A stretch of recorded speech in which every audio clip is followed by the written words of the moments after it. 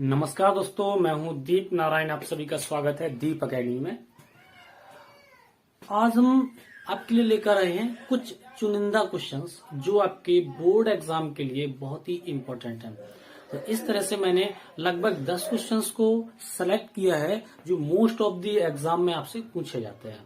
तो आइए शुरुआत करते हैं। उसका जो फर्स्ट क्वेश्चन रहता है वो आपका ये रहता है, क्वेश्चन फर्स्ट यहाँ पे आपका रहता है, ठीक है। ये इसमें क्या है कि एक लाइन दी गई, देखो x+2/-4 equal to y/1 equal to z-7/1। ये फर्स्ट लाइन है आपकी।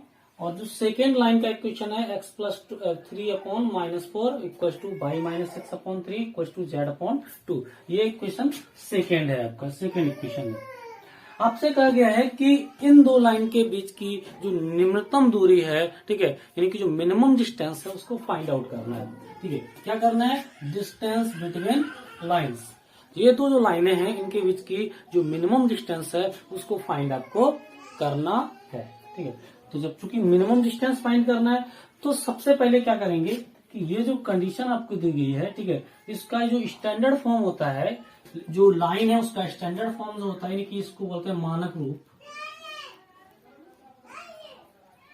मानक रूप बोलते हैं, वो होता है आपका x-x1/a1 इक्वल टू y-y1 बटे, ठीक है, b1 इक्वल टू z-z1/c1। ये मानक रूप होता है।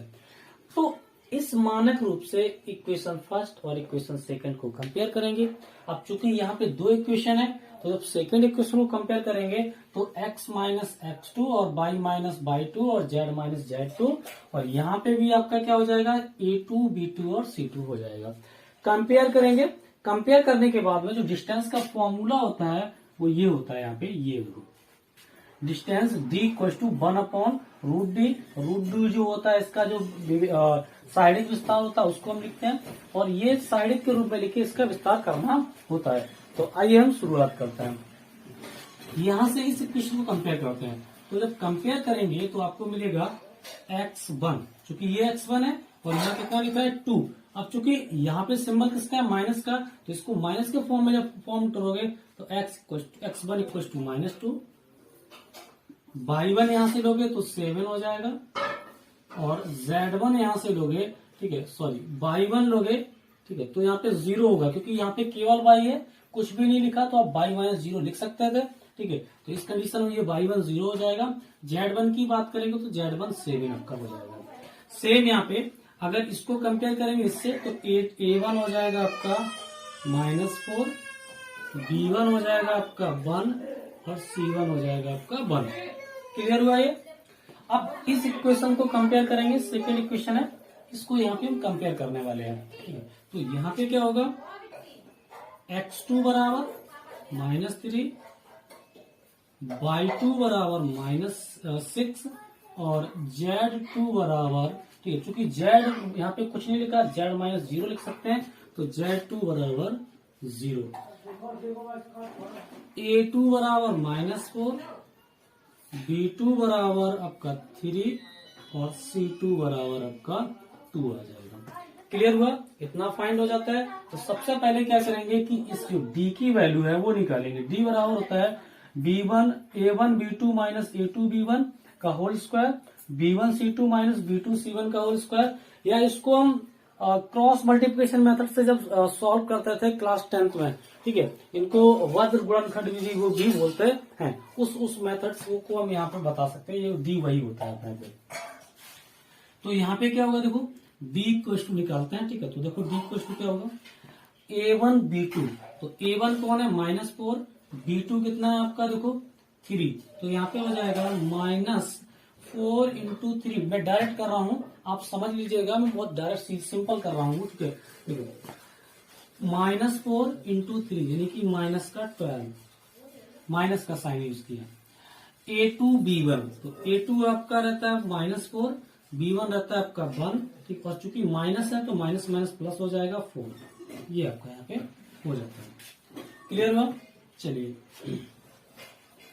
प्लस, अब यहाँ पे करना है आपको b1c2, तो b1c2 यानी कि 2 इंटू 1 2 माइनस इसके बाद B2C1, तो B2C1 यानी कि ये हो जाता है प्लस A2B1, तो A2 और C1, तो इसका इसमें मल्टीप्लाई कराएंगे तो -4 होगा, माइनस का साइन, और इसके बाद कराना है A1C2, ठीक है, तो A1 और C2 यानी कि प्लस का 8 हो जाएगा। और इन सभी का क्या करना है आपको, स्क्वायर करके यहाँ पे रखना है। तो देखो यहाँ पे जब सॉल्व आप करोगे तो -12 + 4 करोगे तो ये होगा माइनस का 8 का होल स्क्वायर प्लस यहाँ पे 1 का होल स्क्वायर और प्लस यहाँ पे 4 का होल स्क्वायर। इसको जब सॉल्व आप करोगे तो होगा आपका 64 + 1 + 16, इन सभी को आप ऐड करोगे 4 1 5 और 6 11 कैरी 1 और 6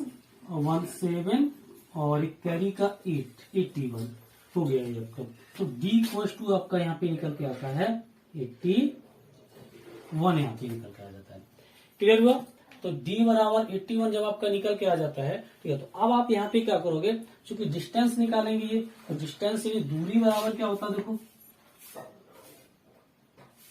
डिस्टेंस D यानी कि दूरी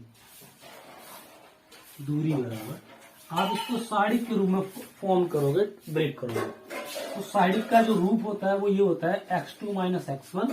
तो x2 - x1 देखो यहाँ पे x2 ये है, x1 ये है, यानी कि -3 - 2, ठीक है, तो यहाँ पे लिखोगे -3 माइनस का 2।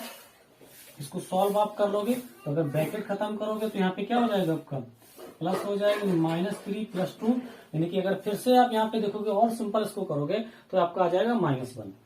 इसके बाद होता है आपका y2 - y1, ठीक है, तो y2 आपका कौन होता है ये, और y1 कौन होता है आपका ये, 6 - 0, ठीक है, तो ये तो आपका वही रहने वाला है। z2 - z1, ठीक है, तो z2 आपका रहता है 0 और z1 रहता है 7, तो 0 - 7 करोगे, ठीक है, तो माइनस का 7 यहाँ पे आ जाएगा। क्लियर हुआ ये? इसके बाद A1 को रखना है, तो A1 आपका दिया -4, B1 है आपका 1 और C1 भी आपका 1 है। इसके बाद A2 है -4, इसके बाद B2 है आपका 3 और C2 है आपका 2, ये आपका हो गया।